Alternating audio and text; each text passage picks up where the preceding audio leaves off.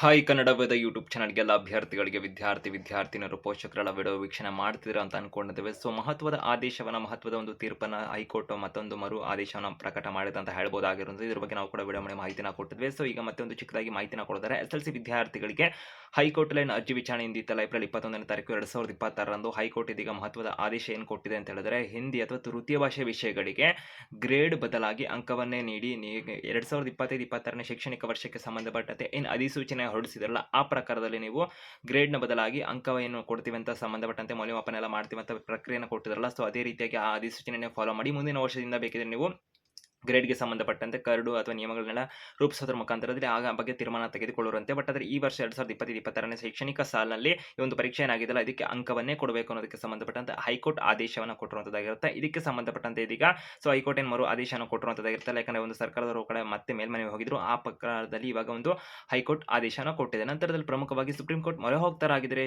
ಒಂದು ಶಿಕ್ಷಣ ಇಲಾಖೆ ಅಥವಾ ಒಂದು ಕರ್ನಾಟಕ ರಾಜ್ಯ ಸರ್ಕಾರ ಕಡೆಯಿಂದ ನಂತರದಲ್ಲಿ ಒಂದು ಸಿಎಂ ಸಿದ್ದರಾಮಯ್ಯನವರಾಗಿರ್ಬೋದು, ಒಂದು ಶಿಕ್ಷಣ ಸಚಿವರು ಏನೇನು ಮಾಹಿತಿನ ಕೊಟ್ಟಿದ್ದಾರೆ ಇದಕ್ಕೆ ಸಂಬಂಧಪಟ್ಟಂತೆ ಕಂಪ್ಲೀಟ್ ಮಾಹಿತಿನ ಇವಾಗ ತಿಳ್ಕೊಳ್ಳೋಣ. ಹೆಚ್ಚುವರಿ ಅಪ್ಡೇಟ್ಸ್ ಇನ್ಫಾರ್ಮೇಷನ್ ಮಾಹಿತಿನ ತಿಳ್ಕೊಳ್ಳೋದಕ್ಕೆ ಕನ್ನಡ ಪದ ಯೂಟ್ಯೂಬ್ ಚಾನಲ್ಗೆ ಸಬ್ಸ್ಕ್ರೈಬ್ ಆಗಿಲ್ಲ ಅಂದ್ರೆ ಹೊಸದಾಗಿ ವಿಡಿಯೋ ನೋಡ್ತಿರುವಂಥವ್ರು ಸಬ್ಸ್ಕ್ರೈಬ್ ಆಗ್ಬೋದು, ಬೆಲ್ ಐಕಾನ್ ಕ್ಲಿಕ್ ಮಾಡ್ಬೋದು. ಸ್ಪಷ್ಟವಾಗಿ ನಿಖರವಾಗಿ ವೇಗವಾಗಿ ಮಾಹಿತಿಗಳನ್ನ ಕನ್ನಡ ಪದ ಯೂಟ್ಯೂಬ್ ಚಾನಲ್ ನಿಮಗೆ ತಿಳ್ಕೊಂತಾ ಇರ್ತೀರಾ ಅಂತ ಹೇಳ್ತಾ, ಸೊ ಹಾಗೆ ಡಿಸ್ಕ್ರಿಪ್ಷನ್ ಕೂಡ ಲಿಂಕ್ ಇರುತ್ತೆ, ಅದನ್ನ ವೀಕ್ಷಣೆ ನೋಡ್ತಾ ಇರುತ್ತೆ ಅಂತ ಹೇಳ್ತಾ ಒಂದೊಂದಾಗಿ ಮಾಹಿತಿನ ತಿಳ್ಕೊಂಡು ಬರೋಣ. ಸೊ ಈಗ ಏನು ಮಾಹಿತಿನ ನಿಮಗೆ ಕೊಟ್ವಲ್ಲ, ಹಿಂದಿಗೆ ಗ್ರೇಡ್ ಬದಲಾಗಿ ಅಂಕವನ್ನೇ ಕೊಡಿ ಅನ್ನೋದಕ್ಕೆ ಸಂಬಂಧಪಟ್ಟಂತೆ ಹೈಕೋರ್ಟ್ ಏಪ್ರಿಲ್ 21ನೇ ತಾರೀಕು 2026ರಂದು ಮಹತ್ವದ ಒಂದು ಆದೇಶನ ಕೂಡ ಕೊಟ್ಟಿರುವಂಥದ್ದಾಗಿರುತ್ತೆ. ಇದಕ್ಕೆ ಸಂಬಂಧಪಟ್ಟಂತೆ ಸಿಎಂ ಸಿದ್ದರಾಮಯ್ಯನವರು ಏನು ಮಾಹಿತಿನ ಕೊಟ್ಟಿದ್ದಾರೆ, ಸೊ ಇದನ್ನ ತಿಳಿಸುವಂತಿದ್ದಾರೆ. ನ್ಯಾಯಾಲಯದ ಆದೇಶ ಅಂತಕ್ಕಂಥ ಏನಿರುತ್ತಲ್ಲ, ಸೊ ಅದನ್ನು ನಾವು ಪಾಲನೆ ಮಾಡ್ತೀವಿ ಅನ್ನೋದಕ್ಕೆ ಸಂಬಂಧಪಟ್ಟಂತೆ ಅವ್ರು ಮಾಹಿತಿನ ಕೊಟ್ಟಿರುವಂಥದ್ದಾಗಿರುತ್ತೆ. ಸ್ಕ್ರೀನ್ ಮುಖಾಂತರ ಕೂಡ ಗಮನಿಸ್ತಾ ಇರ್ತೀರಾ.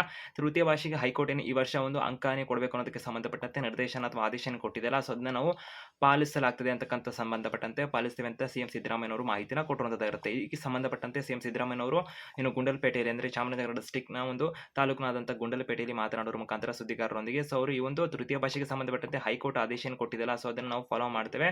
ಸೊ ಆ ಪ್ರಕಾರದಂತೆ ಒಂದು ಮೌಲ್ಯಮಾಪನ ಸಂಬಂಧಪಟ್ಟಂತೆ ಹೈಕೋರ್ಟ್ ಅಂಕಗಳ ಒಂದು ಮೌಲ್ಯಮಾಪನದಲ್ಲಿ ಅಂಕವನ್ನೇ ಕೊಡಬೇಕು ಅನ್ನೋದಕ್ಕೆ ಸಂಬಂಧಪಟ್ಟಂತೆ ತಿಳಿಸಿದೆ ಅಂತಕ್ಕೆಲ್ಲ ಅವ್ರು ಹೇಳಿರುವಂಥದ್ದಾಗಿರುತ್ತೆ. ಸ್ಕ್ರೀನ್ ಮುಖಾಂತರ ಕೂಡ ಗಮನಿಸ್ತಾ ಇರ್ತೀರಾ. ಆ ಪ್ರಕಾರದಲ್ಲಿ ಪ್ರಮುಖವಾಗಿ ಇವಾಗ ಮತ್ತೆ ಸಿಎಂ ಸಿದ್ದರಾಮಯ್ಯನವರು ಏನು ಮಾಹಿತಿನ ಕೊಟ್ಟಿದ್ದಾರೆ ಅಂತ ತಿಳ್ಕೊಂಡ್ರೆ, ಬಟ್ ಇವಾಗ ಒಂದು ಶಿಕ್ಷಣ ಸಚಿವರು ಏನು ಮಾಹಿತಿನ ಕೊಟ್ಟಿದ್ದಾರೆ ಅಂತ ಹೇಳಿದ್ರೆ, ಶಿಕ್ಷಣ ಸಚಿವರು ಒಂದು ಸಂಬಂಧಪಟ್ಟಂತೆ ಸೇಮ್ ಅದನ್ನೇ ಕೂಡ ಅವರು ಹೇಳಿರುವಂಥದ್ದಾಗಿರುತ್ತೆ. ಹೈಕೋರ್ಟ್ ಗ್ರೇಡ್ ಬದಲಾಗಿ ಅಂಕ ಕೊಡಿ ಅಂತ ಹೇಳಿದರೆ ಹಾಗೆ ಅಂತ ಹೇಳಿದ ನಂತರದಲ್ಲಿ ಪ್ರಮುಖವಾಗಿ ಮೇನ್ ಆಗಿ ಸೊ ಒಂದು ಆರ್ಡರ್ ಕಾಪಿ ಎಲ್ಲ ನಾವು ಚೆಕ್ ಮಾಡಿದ ನಂತರ ಸಿಎಂ ಸಿದ್ದರಾಮಯ್ಯನವರ ಜೊತೆ ನಾಳೆ ಒಂದು ಸಭೆ ಅಥವಾ ಮತ್ತೆ ಮಾತಾಡೋದ್ರ ಮುಖಾಂತರ ಚರ್ಚೆ ಮಾಡೋದ್ರ ಮುಖಾಂತರದಲ್ಲಿ ಈ ಸಂಬಂಧಪಟ್ಟಂತೆ ಸೂಕ್ತ ಒಂದು ತೀರ್ಮಾನ ತಗೊಳ್ತೇವೆ, ನಿರ್ಧಾರ ತಗೊಳ್ತೇವೆ. ಯಾವುದೇ ವಿದ್ಯಾರ್ಥಿಗಳು ಅಥವಾ ಪೋಷಕರಿಗೆ ಯಾವುದೇ ಸಮಸ್ಯೆ ಆಗದಿರೋ ರೀತಿಯಲ್ಲೇ ನಾವು ತೀರ್ಮಾನ ತಗೋತೀವಿ ಅಂತ ಶಿಕ್ಷಣ ಸಚಿವರು ಹೇಳಿರೋದಾಗಿರುತ್ತೆ. ಸೊ ಈಗ ಇನ್ನೊಂದು ಪ್ರಶ್ನೆ ಬರುತ್ತೆ ಎಲ್ಲರ ಕಡೆಯಿಂದ.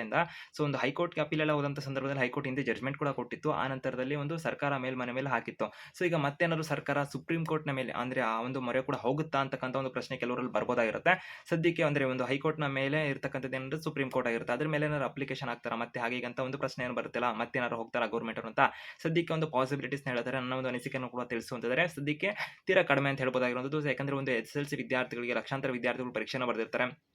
ತುಂಬ ತಡನೂ ಮಾಡೋಕ್ಕಾಗಲ್ಲ. ಮತ್ತು ಹೈಕೋರ್ಟ್ಗೆಲ್ಲ ಸುಪ್ರೀಂ ಕೋರ್ಟ್ ಮೇಲೆ ಹೋದಂಥ ಸಂದರ್ಭದಲ್ಲೂ ಕೂಡ ತುಂಬ ತಡ ಆಗ್ಬೋದಾಗಿರುತ್ತೆ. ನಂತರದಲ್ಲಿ ಕೂಡ ಒಂದು ಸುಪ್ರೀಂ ಕೋರ್ಟ್ ಹೋದರೂ ಕೂಡ ಯಾಕಂದರೆ ಒಂದು ಹೈಕೋರ್ಟ್ ಕೊಟ್ಟಿರುವಂಥ ಜಡ್ಜ್ಮೆಂಟ್ ಇರುತ್ತಲ್ಲ, ಸೊ ಅಲ್ಲಿ ಕೂಡ ಸೇಮ್ ಬರೋ ಸಾಧ್ಯತೆ ಇರುವಂಥದ್ದಾಗಿರುತ್ತೆ. ಕಾರಣ ಏನಂತ ಹೇಳಿದ್ರೆ, ಸೊ ಲಾಜಿಕ್ ಇರುವಂಥದ್ದು ಏನಂದರೆ ಒಂದು ಗೌರ್ಮೆಂಟ್ ಏನಾದರೂ ಸಡನ್ನಾಗಿ ಅನೌನ್ಸ್ ಮಾಡಿರುವಂಥದ್ದು ಗ್ರೇಡ್ನ ಸಿಸ್ಟಮ್ನ ಆ ಪ್ರಕಾರದಲ್ಲಾಗಿರ್ಬೋದು. 2025-26ರ ಒಂದು ಅಧಿಸೂಚನೆಯಲ್ಲೂ ಕೂಡ ಒಂದು ಯಾವುದೇ ಗ್ರೇಡ್ನ ಅಂದರೆ ಗ್ರೇಡನ್ನು ಕೊಡೋದಕ್ಕೆ ಸಂಬಂಧಪಟ್ಟಂತೆ ಹೈಕೋರ್ಟ್ ಆಗಿರ್ಬೋದು ಯಾವುದೇ ಆಬ್ಜೆಕ್ಷನನ್ನು ಅವ್ರು ಹಾಕಿಲ್ಲ, ಕೊಡಬೇಡಿ ನೀವು ಅಂತ ಹೇಳ್ತಾ ಇಲ್ಲ. ಸೊ ಅವ್ರು ಹೇಳ್ತಿರೋದೇನೆಂದರೆ, ನೀವು ವರ್ಷದ ಆರಂಭದಲ್ಲಿ ಆ ನಿರ್ಧಾರನ ತಗೋಬೇಕಿತ್ತು. ಇವಾಗ ಸಡನ್ ಆಗಿ ನೀವು ಗ್ರೇಡ್ ಕೊಡ್ತೀವಿ ಅಂತ ಹೇಳಿರೋದ್ರಿಂದ ಆ ಒಂದು ರೀಸನ್ನಿಂದ ಅಷ್ಟೇ ಅವ್ರು ಬೇಡ ಅಂತ ಇರೋದು. ಆ ಕಾರಣಕ್ಕೆ ಸುಪ್ರೀಂ ಕೋರ್ಟ್ ಕೊಡೋದು ಕೂಡ ಈ ವರ್ಷಕ್ಕೆ ಗ್ರೇಡ್ ನಿರ್ಧಾರ ಆಗೋ ಸಾಧ್ಯತೆ ಕಂಡು ಬರ್ತಾರೆ. ಸುಪ್ರೀಂ ಕೋರ್ಟ್ ಹೋಗೋ ಸಾಧ್ಯತೆ ತೀರಾ ಕಡಿಮೆ ಅಂತ ಹೇಳ್ಬೋದಾಗಿರುತ್ತೆ. ಕೆಲವರಿಗೆ ಒಂದು ಪ್ರಶ್ನೆ ಬರ್ಬೋದಾಗಿರುತ್ತೆ, ಅದ್ರ ಬಗ್ಗೆ ಹೇಳ್ತಿರುವಂಥದ್ದು. ಹೆಚ್ಚುವರಿ ಅಪ್ಡೇಟ್ಸ್ ಇನ್ಫಾರ್ಮೇಷನ್ ಅಂದಾಗ ಕನ್ನಡ ವೆದರ್ ಟ್ಯೂಷನ್ ಮಾಹಿತಿನ ಕೊಡ್ತೇವೆ. ಅದಕ್ಕೆ ಚಾನಲ್ಗೆ ಸಬ್ಸ್ಕ್ರೈಬ್ ಆಗಿ ಬೆಲ್ ಐಕನ್ ಕ್ಲಿಕ್ ಮಾಡಿ. All the best.